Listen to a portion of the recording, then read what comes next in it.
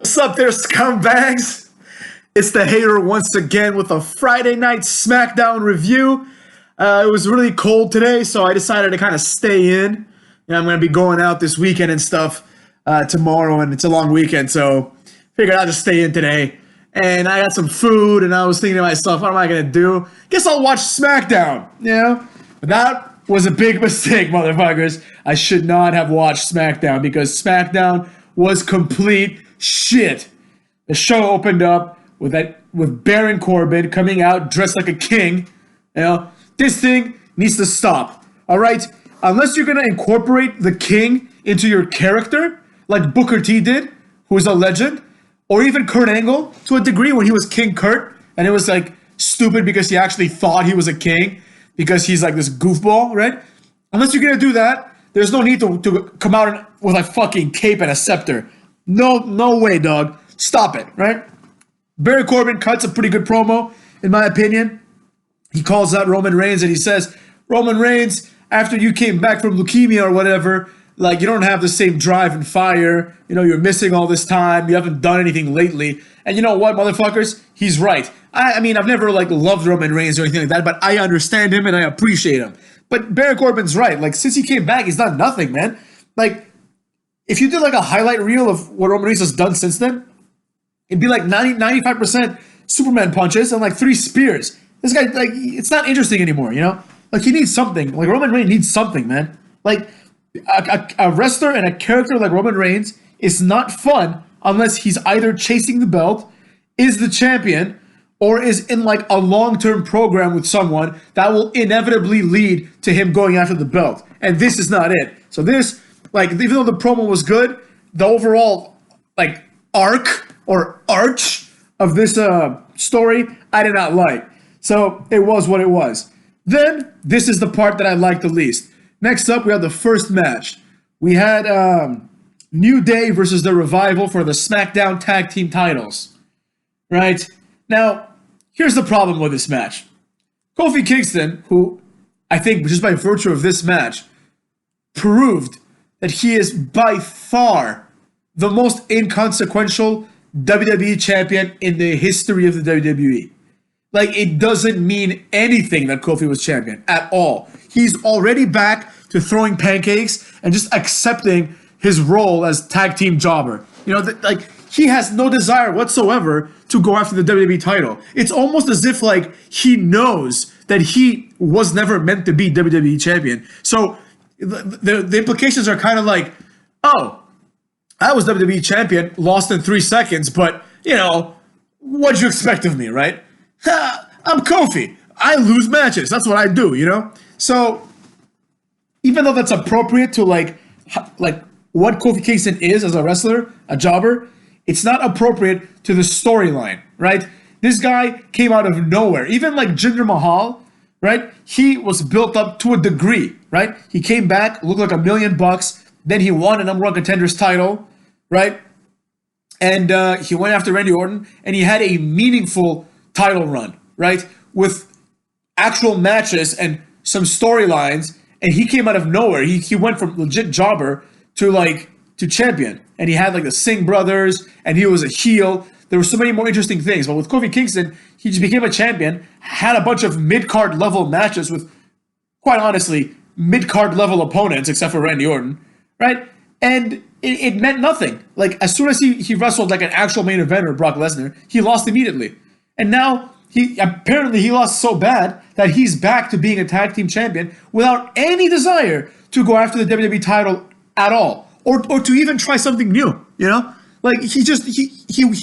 went from being in the New Day, right, to being champion, and then immediately went back to being in the New Day. Nothing changed. Nothing was advanced. It was completely stupid. At least Jinder Mahal afterwards, he went after the US title or something at WrestleMania, and he won that, So this just proves beyond a shadow of a doubt that Kofi Kingston should have never been champion. This was a big mistake. You wasted an entire WrestleMania and WrestleMania build-up for a title to give Kofi this manufactured moment of oh, Kofi did it. There's so many more deserving people. If you look at people I always talk about Mark Henry, or let's say Christian, who's one of my favorites of all time. If you look at their title runs, right? Christian's title runs were like he had two, but one of them was like a day, and then the other one was like a month. So they were very uneventful, but they were surrounded by months and months and months of Christian being a main eventer, being in the main event. You know what I mean? Like wrestling, like main event type guys. Even after he lost, when he was doing the one more match thing, right? He was wrestling like Sheamus and Mark Henry, who were like either entering the main event or were in the main event, like at that time. So he was a serious guy. Kofi Kingston, like the way that he's been booked these last few weeks, it would be ridiculous to even think that Kofi Kingston would have a shot against like, I don't know, AJ Styles or like Roman Reigns or anyone else that might be like a main eventer or even like an upper mid-carder, right? Like Adam Cole beat Daniel Bryan. There's no way that Kofi Kingston would beat Adam Cole the way that they're booked now, which would be all right because they both suck. But Kofi Kingston was champion just a few months ago, like a month ago. So this is a big problem, and it just proves that Kofi Kingston sucks. Also, the fact that he lost in like 3 seconds to Brock Lesnar and now is tag team champion, in my opinion, buries the tag team titles a little bit too. Because it's like, this guy that just lost to Brock Lesnar in 3 seconds just became a tag champion, right? Like, that doesn't make any sense, but whatever. It is what it is. Just horrible booking all around. The match itself was all right. The New Day win and become tag champs, 7-time tag champs. The finish was Big E pretty much puts the guy up in like a spine buster, like a heart attack type situation. Kofi hits the Trouble in Paradise. They pin him. It meant nothing. Like the entire Revival title run meant absolutely nothing because they beat the New Day like bad. They destroyed them and now they lost to the New Day again. So who gives a fuck? The SmackDown tag team titles mean absolutely nothing. Another thing in this match that I did not like was that when the Revival came out, Corey Graves said, the Revival are undisputedly the best tag team in the world. What? First of all, they just lost the match right now. So, like, he should have waited a few minutes before making that entire, proclamation that they're like the undisputed best tag team in the world. Number one. Two, there's the Raw tag team champions, motherfuckers. What about them? Right? And number three, the OC, Gallows and Anderson, won a tournament, a tag team turmoil match to determine the best tag team in the world. So how can you just delete that from existence? But the Revival, these two fat jobbers, like these guys, like, I remember when like they were being treated like jobbers, everyone was like, oh, I hope they go to AEW or they'll be used correctly. What's so great about them? Like, honestly, what's so great about the Revival? They're these two fat guys, these two chubby dudes. They're like the most normal vanilla guys ever, right? They're all right in the ring. They're not exceptional or anything like that. I mean, they're better than like the Young Bucks, but they're not this like exceptional tag team. Like, I would take the Dark Order from AEW over the Revival, right? And they're nothing special. The people are like, oh, like, what a great tag team. WWE would be foolish to let them go. Nobody gives a fuck about the Revival. They would go over there, feud with Private Party for like a day and a half, and no one would care. So anyways, that's how I feel about this entire show thus far. Let's see if it gets better, motherfuckers. Next up, we have Heavy Machinery. They come out, right, to presumably have a match. They get attacked by Imperium in what is one of the worst attacks in the history of attacks. Imperium come, attack them a little bit, and then like the SmackDown jobbers, like pretty much the lowest low-card jobbers in SmackDown, like Shorty G, fucking, well, I don't know, probably Ali was there. I'm not sure, to be honest. Apollo Crews. I didn't even know he was on SmackDown. These people come out and they save Heavy Machinery. And like this whole segment was like 3 minutes. And for some reason, this was enough to prevent Heavy Machinery from having their match. They're supposed to have a match, presumably, right? They came to the ring. They didn't even have a match. It is what it is. Not that I want to particularly see another Heavy Machinery match. We've seen a lot of them recently. Next, we had a pretty decent segment. Nakamura and Cesaro versus Shorty G and Ali. Now, this normally would not be great, but Cesaro is awesome, number one. And there's at least a storyline here. And the storyline is that Sami Zayn is trying to like lure Daniel Bryan to join like him, Nakamura, and I guess now Cesaro. I didn't notice that Cesaro joined, but I guess he did, motherfuckers. So, with that in mind, Daniel Bryan is doing like, he's teasing the like, will I join or will I not join? He's not going to join. Like like obviously he's not going to join. Like we've seen this storyline 20,000 times, right? Or if he does, he'll join for like a week and a half, and then he'll like turn on them and start the yes movement again. That's exactly what's happening. Like the thing that's going to happen is if this storyline continues, what's going to happen is the same thing that happened when Daniel Bryan joined the Wyatt family, where like he joins them and everyone knows that like this is not going to last long. He's going to turn face almost immediately, and that's exactly what's going to happen here. But at least there's something there. Like the match has some meaning because Sami Zayn was like, watch us, wrestle these two jobbers, and then like you'll see that you should be with us, right? So it furthered something. But it wasn't anything special. At a certain point in the show, like Sami Zayn is like asking Daniel Bryan, like, are you going to do it? Are you going to join us or are you not, right? Daniel Bryan's like, oh, I don't know. The lights flicker. They go out. Then like they come back on, but everything's red. The Fiend appears behind Daniel Bryan. Sami Zayn runs away. Daniel turns around, mandible claw right in his throat. I did not like that at all. Like the WWE champion should be doing these. I'm sorry, the Universal champion should be attacking people randomly. It doesn't make any sense. The Fiend is not a character that should ever be champion. The Fiend should never pursue a championship. He should have no interest in being champion. Right? The Fiend should not even understand what wrestling is. The Fiend shouldn't be there being like trying to pin people. Like in any wrestling match, like in the first 5 minutes, there's going to be some sort of like pin attempt, right? Because as like if it was a serious sport, that's what you would want to do, right? You would want to end it as soon as possible. You don't want to get hurt, right? But in storylines, like you have like sometimes like these grudge matches, right? Like, oh, like I fucked your wife type shit. And then like in the beginning of the match, the good guy tries to win with like a roll up. And I'm just like, oh, wait a second, man. The point of the match isn't just for you to win. It's also for you to beat the shit out of this guy, right? Like it's not just about like who gets the W. And the Fiend should always wrestle like that. Like the Fiend should never go for a pin after like a Uranage. That makes no sense. The Fiend should be focused on just destroying people and just putting like this what's it called? The mandible claw on them and just making them pass out. The Fiend shouldn't even understand what a pin is, let alone hook the leg. But I digress. The same way though, he should not be attacking people backstage for no reason. It makes no sense. The Fiend's champion. Like the only logical storyline for the Fiend is that there's a guy who says, I want to be like the fucking Universal Champion, and I don't give a shit about the Fiend, right? That should be like, that's the storyline that you do with a monster heel type guy. You don't do like monster heel type guy attacks Daniel Bryan.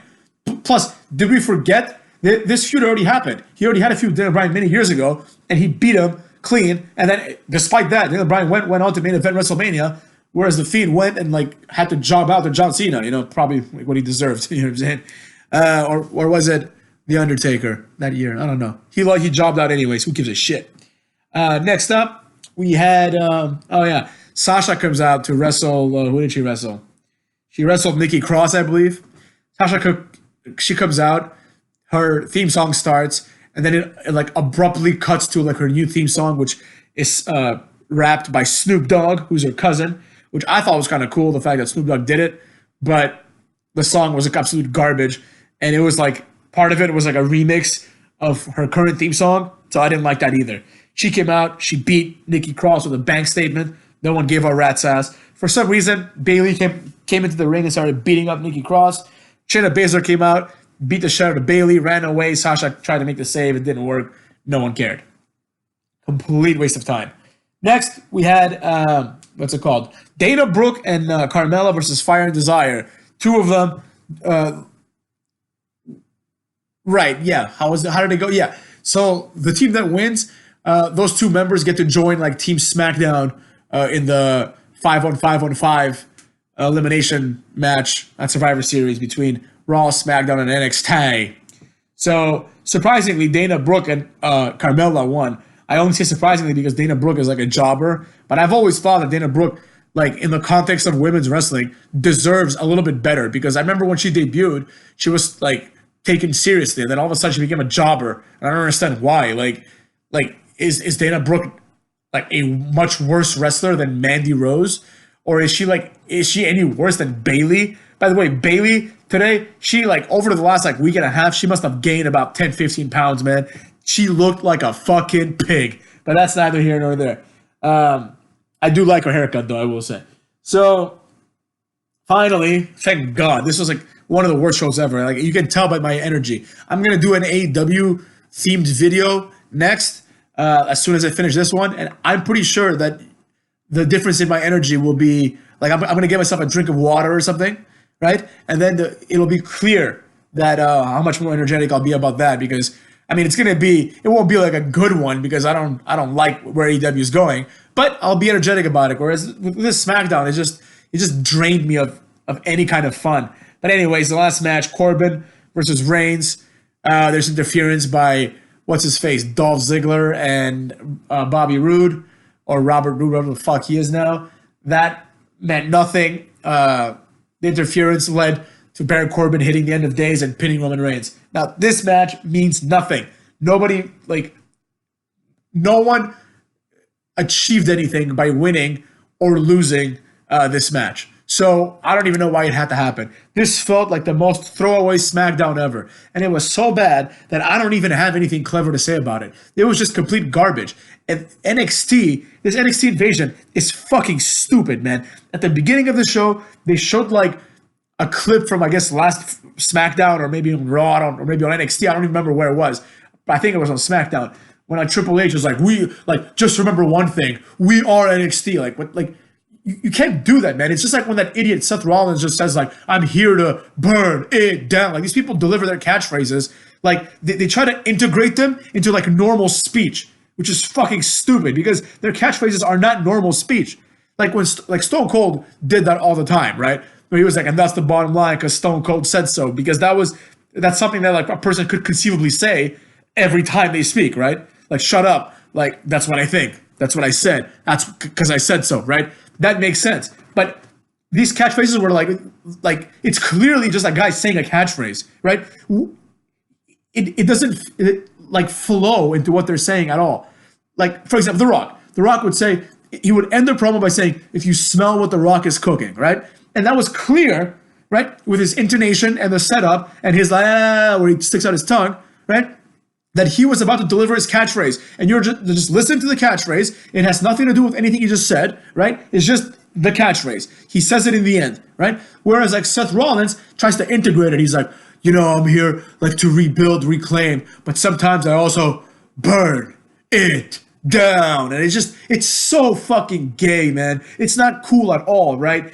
And this is the same thing that happens with a lot of these people. A lot of these wrestlers have this problem. And Triple H did the same exact thing when he's like, you might want to get revenge on us and you might want to like beat us up or whatever the hell he said, right? But just remember, we are NXT. Like, yeah, no shit, you're NXT. Like, the wrestlers are going to go to NXT to attack NXT, right? And Triple H's like, just remember, we are NXT because that's like the catchphrase of NXT. We are NXT. So anytime they can say it, they throw it in there. But anyways, they showed Triple H saying that, and in the ring, like they had Shayna Baszler and Adam Cole, and Triple H had his arms around them, and then next to them, like over there, the only people that I saw were like Lio Rush, Rhea Ripley, and I think the guy, what's his name? Raul Mendoza, that's what it is. I was gonna say Humberto Carrillo, but it might as well be. And they had like Raul Mendoza, who I think I've said before that I think he's my favorite of like the Humberto Carrillo Angel Garza trio, like these three dudes that they have that are never gonna do anything. He's my favorite one, but like it just shows that NXT is a bunch of jobbers. There's no reason for anybody to be intimidated by NXT, except for the women who should be intimidated by Shayna Baszler because she is like a bad bitch. But other than that, like there's no reason why, like fine, like Daniel Bryan might be afraid of like Adam Cole in the sense that it's conceivable that he could beat Adam Cole could beat him. But Adam Cole should never be able to instill fear in someone like Roman Reigns or Braun Strowman. Are you fucking kidding me? Like the people that never have to be on NXT, like Braun Strowman and AJ Styles and Roman Reigns, right? These people that like never were on NXT TV who jumped the line, why would they be afraid of Lio Rush? It's fucking stupid, man. NXT has no one, like they have a good roster for NXT purposes, right? And they have a lot of I'll call them like newer guys that are great. Like they have like Damian Priest, Keith Lee, these guys that are awesome, right? But they're too new to NXT to make any, to like be taken seriously enough, right? So the only way that this Survivor Series match, in my opinion, makes sense is if it's like, since it's 5-on-5-on-5, you just get like one big ass dude, like a Keith Lee type, but not Keith Lee because he's in a feud against them. But maybe you get like Ciampa or something. He's also in a feud against them. Whatever. And then you put the entire Undisputed Era there, right? So like the only way it makes sense that they'd have a chance is if you have Undisputed Era who are like friends, right? And they have chemistry and teamwork, and they can, using that, they could have a shot against like a team composed of, let's say, like Roman Reigns and Braun Strowman and like fucking, I don't know who else, like Rusev from Raw and Lashley. Like these, it's ridiculous, you know? Like Lashley would destroy everyone in NXT, no problem. You know, like, so that's the thing, right? But I do like elimination matches, and I was telling my friend before they announced the match that I was hoping that they would actually finally do it, like a 5-on-5-on-5 elimination match, you know, and it's going to be a triple threat, so it won't be like, from what I understand, it won't be like 2 people wrestling. It'll be 3 people wrestling, like, you know, at a time, and they can tag presumably anyone, but no, not anyone. I guess they must tag like their own people. So whatever, it'll be interesting. I'm looking forward to Survivor Series. I'm not exactly sure where it is, but looking forward to it. Anyways, this SmackDown though did not help me in looking forward to it. I thought it was complete garbage. So everyone there can go fuck themselves, and if that's not enough, they can then go and get fucked by the long dick of the jobber, Raul Mendoza. So anyways, that's what I gotta say about that. Go fuck yourselves. And but before you fuck yourselves, don't forget to watch my AEW video that's gonna come right after this one. So when this one uploads, I'll probably be like in the process of finishing recording my AEW video. So wait a bit.